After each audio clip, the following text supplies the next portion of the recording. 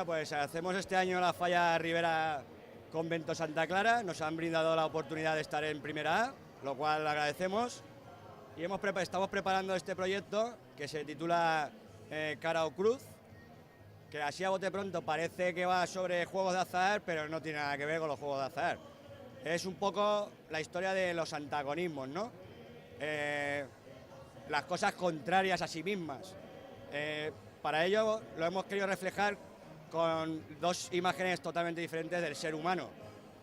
Una parte es el negro este que podemos ver aquí de fondo, que sería la parte más salvaje, la parte más auténtica de la persona en sí, frente a esta chica más mimosa, más dulce, que representaría esa parte, pues más, ya he dicho, ¿no? Más dulce, más personal.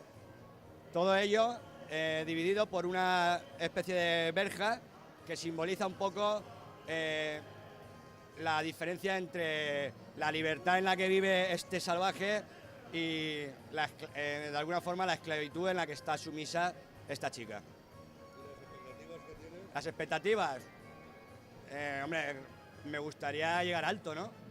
En alguna ocasión me han preguntado que cuándo aspiro a subir a especial.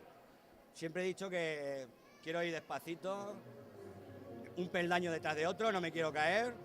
Primero vamos a ver si nos podemos asentar bien aquí en Primera A y especial ya vendrá. ¿Y el trabajo cómo lo llevas? El trabajo es fenomenal. Julio, tú ya me conoces. ¿Llegamos a tiempo? Llegamos. Sobrados no, pero llegamos.